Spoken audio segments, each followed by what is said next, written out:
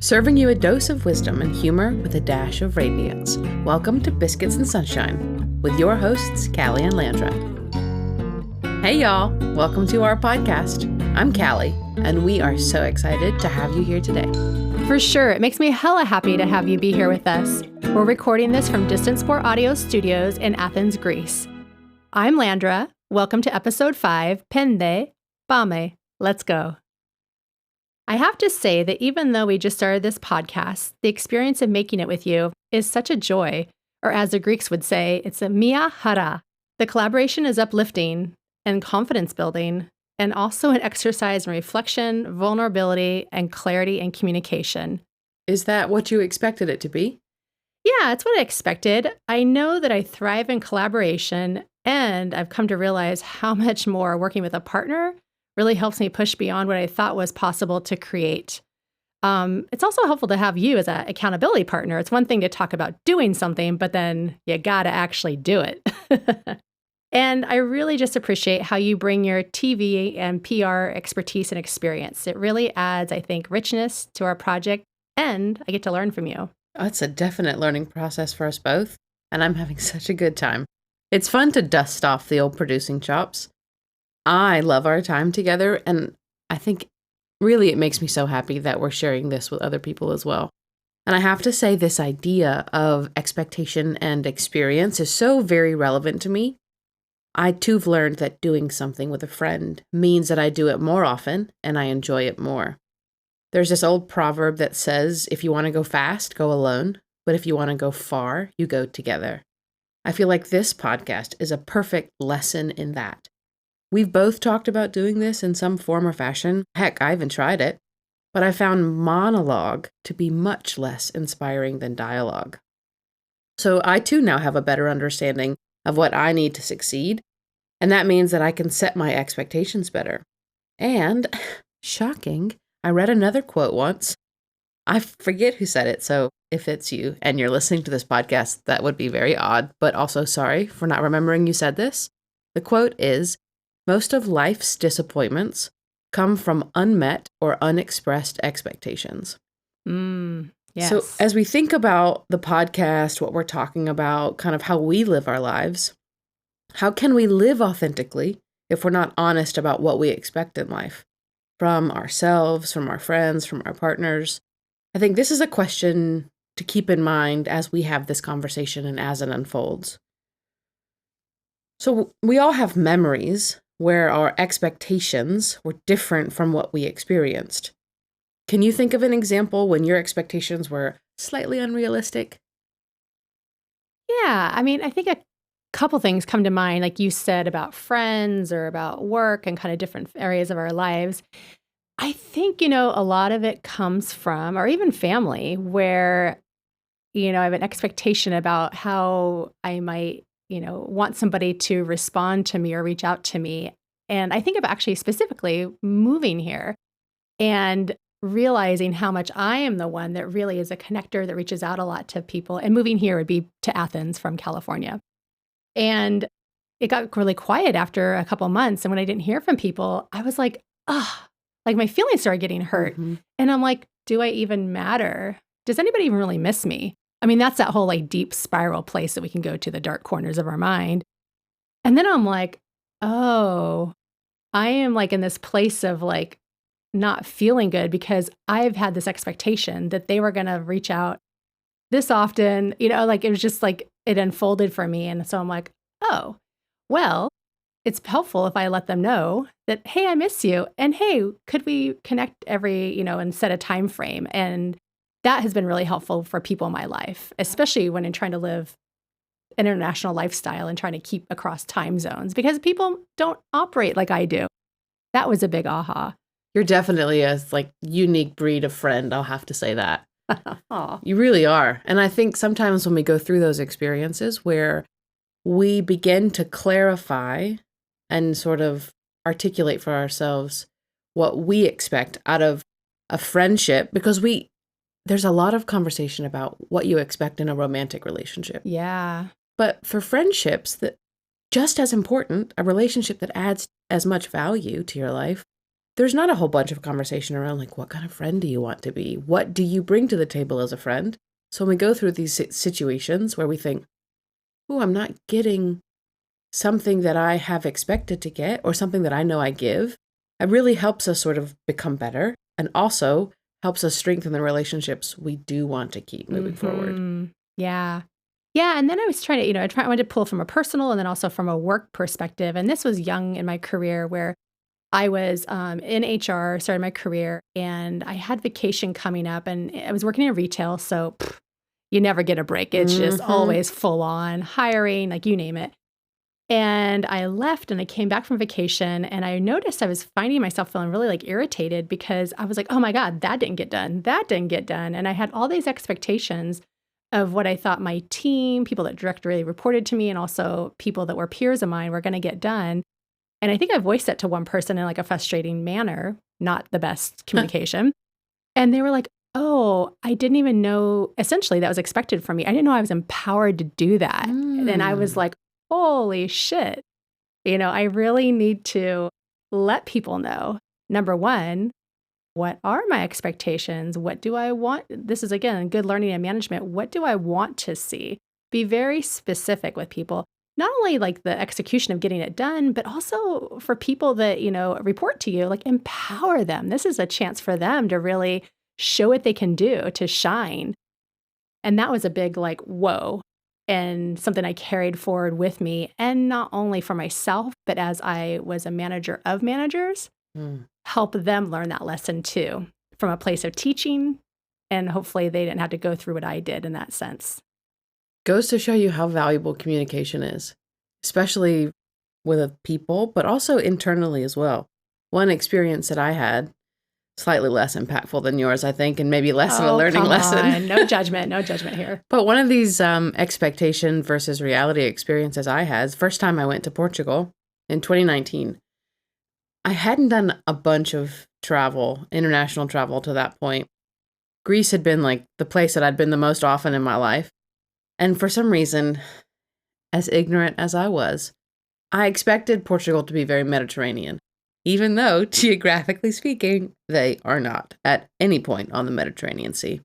And so my expectation in going there is going to be a lot like Greece from like a food perspective, and we were going to stay out all night because Greeks never go to bed. It's going to be very similar, totally different, total, complete different sort of expectation. Yeah. Lisbon, Portugal is on the Atlantic coast. Yeah, and a lot like San Francisco, but neither here nor there. And that expectation I had that was incorrect kind of colored my whole experience in the country. And so recently I just went back and had the best time because I knew in my mind any sort of hesitation I felt to the experience of being in Portugal the first time was because of my own ignorance, my own misunderstanding, and my own inability to set a realistic expectation of what I would find when I first arrived. I'm so glad that I was able to go back and re-experience this. And now that I know you, I feel like Portugal is going to be a place that I continue to go to because you and your Portuguese heritage, and it's such a part of you that it's a thing that I want to experience and go together. So I'm really glad that it has changed my perspective. Me too, friend. Me too. So thinking about expectations, I think there are times where they can be valuable and helpful. Can you, and I think you agree, can you think of a time when that has been true for you? Yeah, absolutely. I think one of the things for me is I always push myself to evaluate expectations and make sure they're accurate, mostly because I had that weird experience from Portugal. But I have seen play out in other people's experiences how their expectations don't reflect their own personal values or beliefs. I have a friend back home who used to ask me all the time, like, why do you want this? What does this mean to you? Why is it important? And if my answers weren't strong enough, he'd say, okay, then what does it mean for you, like culturally? What do you think this significant experience means? And mostly this conversation would come up in the context of marriage. When I was younger, having this conversation with this expectation really helped me articulate my own belief system and my own value system. Because when I was younger, I had this belief that marriage meant someone thought you were worthy enough to marry. Mm. And it's kind of a shit thing to have to honestly say out loud. I had to really evaluate, where did this feeling of unworthiness come from with me? Wow. And not that I would love to be married. I think it would be great, but the reasons I want to be married now are totally different than the reasons why I wanted to be married when I was in my 20s. Yeah. It's not so much that I need validation in my worthiness now. It's that I want partnership. I want someone to be able to grow with for a long period of time. Yeah. Go through the journey of life with you. Absolutely. And so having that experience, setting my expectation more appropriately, I think means that the experience when I have it is going to be so much richer and so much more genuine to who I am and what I want in life. So in that really long-winded example, I think having an expectation is very valuable. But the first expectation I had was completely incorrect and inauthentic to who I was. Yeah. Yeah, it's funny you say that. It just now you're kind of getting me thinking about the marriage thing. I mean, it's funny. My view of it was like I don't even know. Do I want to get married? Like, why? Because it's funny. I just saw things that just didn't seem very desirable to me. And I felt like I was always the odd person out of this marriage thing because I was like never dreamt of my wedding. So it's kind of funny. Just that kind of made me think about expectations of like how I had a completely even different mindset around that. It's so interesting when we go back and look Yeah. at like how our expectations change Oh, throughout yeah. life. Oh, yeah. If we're honest with ourselves. Yeah, we can look at all corners and Yeah, right. pockets of our lives. Shine light into those places. Go into that creepy attic. Oh, what's in there? The dark. Sorry. No, that's funny.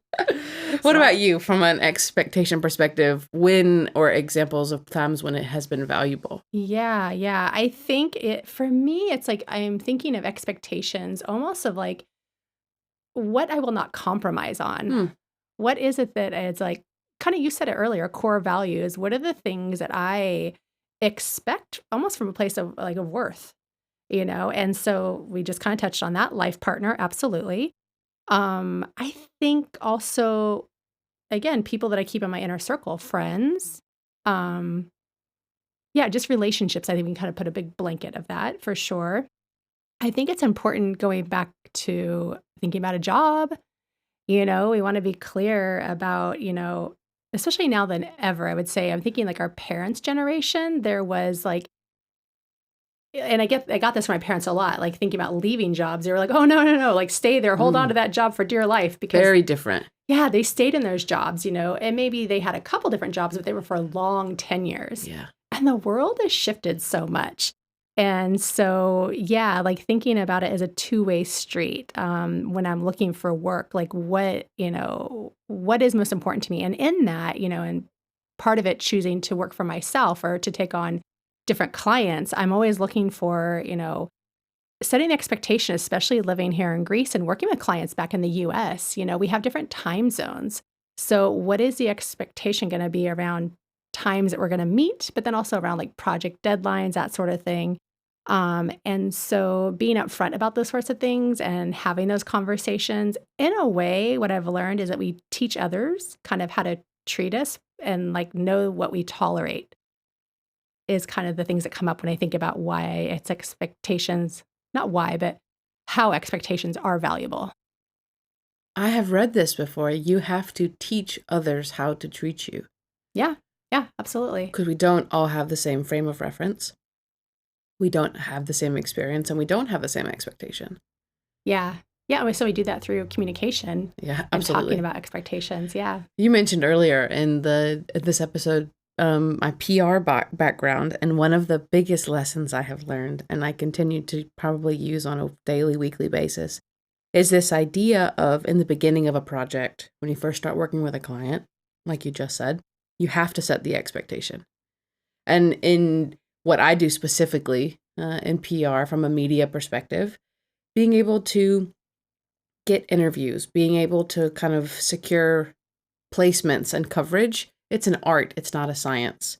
And I find myself constantly setting that expectation with clients to say, we're going to go out, we're going to share these stories, we're going to get you interviews, but it is all about X, Y, and Z. It's not like you're paying money and you're going to get confirmed impressions, confirmed clicks. Like as we start to place value on what technology can provide in like as an assurance, I think there are some disciplines that are a little more flexible and a little harder to quantify.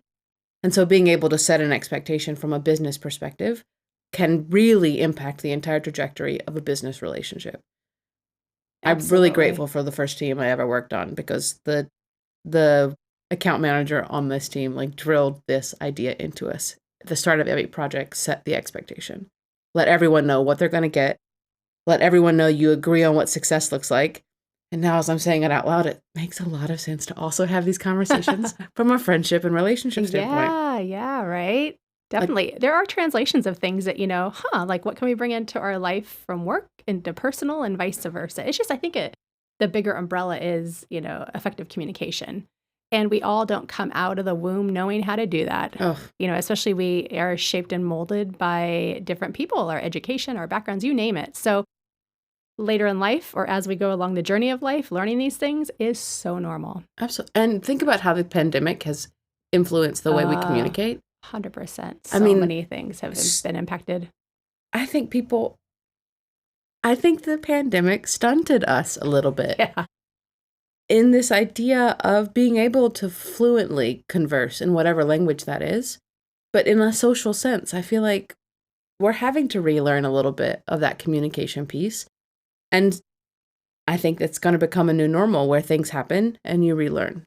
Things happen and you relearn. Yes. And being able to embrace that mindset, I think, will be a big factor in success for people. Definitely. And I think, going kind of weaving that back in with disappointment, right? The more that we can stay open to knowing, oh, right, I'm learning, I'm growing, having the growth mindset and being able to be open to evolving with it, I think that helps negate some of the disappointment. Absolutely. I totally agree. What about if we meet a situation where we have no expectation? Yeah.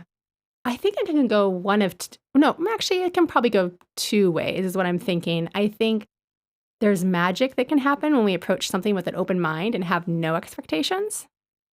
And I think the opposite could happen when we have no expectations. We just might be floating in a way, kind of wandering aimlessly through life and living a little bit unconsciously. And that can lead us, in my experience, to compromising and possibly having low standards. That's true too.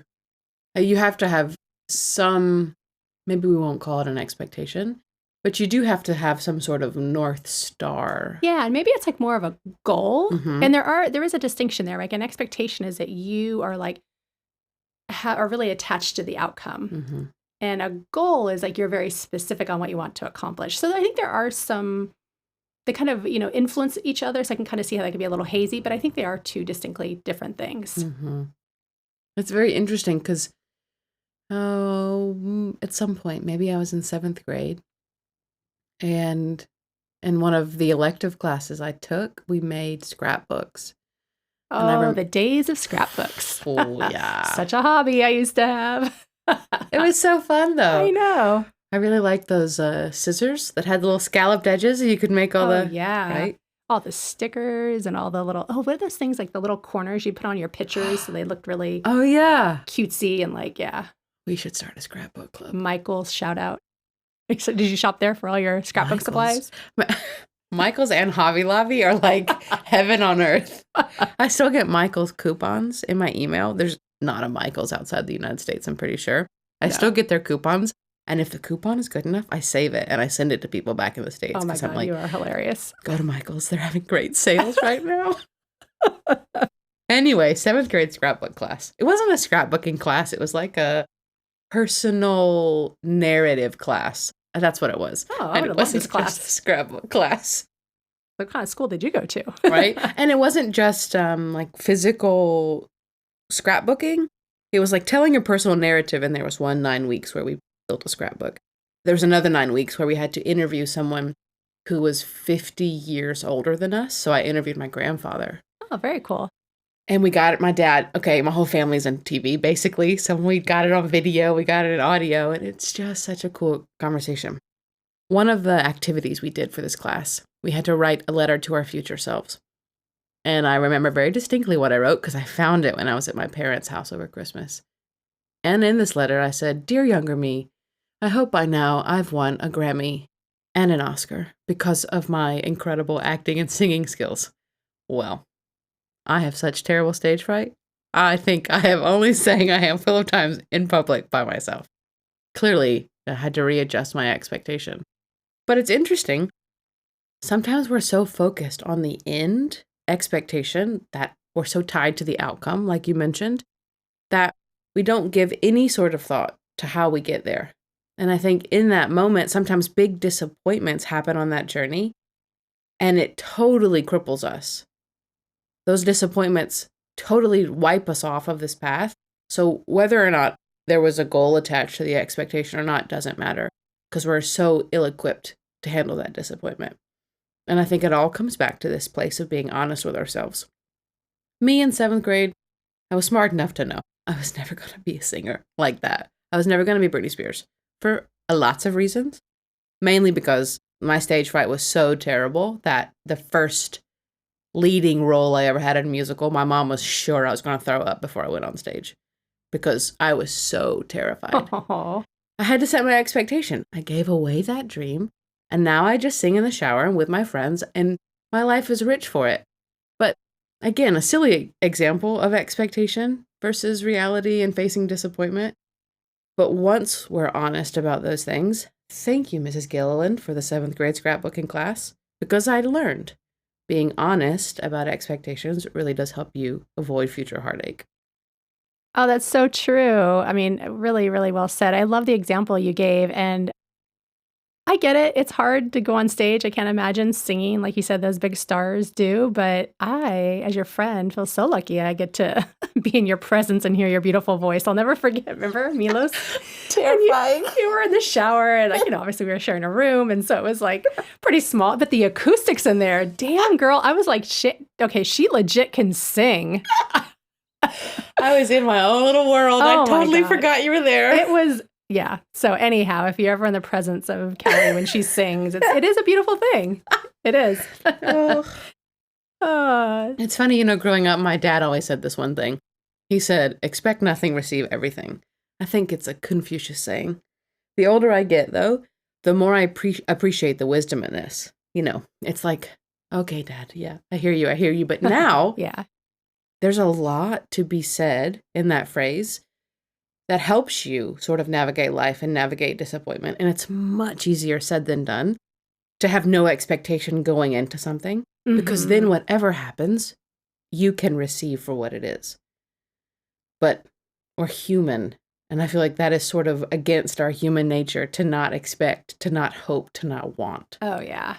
It's very hard. It's very hard, this idea of setting expectations appropriately. Yeah, for sure. And I think how disappointment can really paint us into a corner of like, well, fine, we can kind of turn it against a situation or a person. I'll never do that again. Oh, so true. Versus like what you said earlier about, no, being in the lesson of, and that's just probably a product of like, what's the right way to say it? Like, not the right way, but a way to say is like growing thicker skin, right? Mm-hmm. Is like, but it is like a little bit like, oh, that kind of hurt. It usually comes back to like emotional, like hurt of the heart, like, oh, but, it's like over time, being able to kind of just, work with, because it's a true emotion, disappointment, right? It's not something we could actually try and be so good at setting expectation that we never get disappointed. Because there are times when even you will set expectations and you still will get disappointed, So. I think it's really important. Brene Brown says this about how it's very valuable to be able to name emotion appropriately. And sometimes I have found myself just labeling everything as disappointment. I'm sad because even when I communicate an expectation and someone doesn't meet it, I'm disappointed. Well, no, I do have a right to be really angry if I've set a boundary, an expectation, and someone has totally crossed it. I have a right to be angry. I'm justified in that anger. I'm justified in sadness if we have a conversation around expectation and we both agree, and then not you, but this person or in a relationship, time and time again, actions speak louder than words, and you're unwilling to meet that expectation. You can be all of these emotions. And for me, I found myself lumping them all in. I'm just disappointed. I carry a lot of disappointment. So it's an active sort of lesson for me too. Am I disappointed? Why am I disappointed? And is that an accurate reflection of what I feel? Yeah. Is it an unmet expectation? How could I have mitigated potentially this feeling? And the more honest I am, the more I let myself off the hook. I did everything I could in this. Yeah. It's funny because I think about when we talked about this topic, one thing I realized coming, and you'd mentioned your dad and Confucius, like, kind of the Buddhist wisdom. I was coming to this from a place of like mindfulness where, the Buddha says life is suffering. So I use the word suffering and I know you were like, oh, suffering, like that just seems like it's this whole other part of the spectrum. And I was like, oh, for me though, what I realized in that conversation is that I lump all the emotions and things that feel discomfort as suffering. And so that was kind of an interesting kind of, having these conversations, having a flashlight on like, how do I define it? How do I see it? So for me, disappointment is just a form of suffering. So it's just interesting to see how we relate to these emotions, yes, but also the way we label them as words. Yeah, so interesting. We've had this conversation, like we literally had this conversation before doing the podcast. And until you said life or suffering, I didn't even make the connection that from a religious Orthodox perspective, there is an expectation that life brings suffering.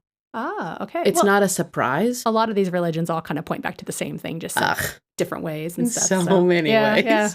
And so I think when you're prepared for that and you know that it's a part of life, you're able to overcome it faster. I remember in the 90s, my dad gave me like a Forbes article. I was 10 years old. And it was about how basketball players or sports players make the best businessmen because they are so adept at overcoming failure, overcoming mistakes, loss, obstacles. Absolutely. You lose a game, the next day you got another one. Get back at it. Yeah, they don't let disappointment hold them back. Right. So that is definitely what we got to do in life. That's so true. Disappointment will happen. It's not about avoiding it, but how do you get back out there? Get back on the court, per se. Absolutely. So how do you think that we make sure that expectations match the experience that we would like to have? Sometimes I think of experience as a blank slate. So I think it's important to be honest about what you want from a relationship or an adventure or a job opportunity. Other times, it's about making sure we communicate the expectation we have so our loved ones understand our boundaries and our desired outcome. I know it's like so much clinical language to describe something so intimate, but for me, it's a very accurate way to see it.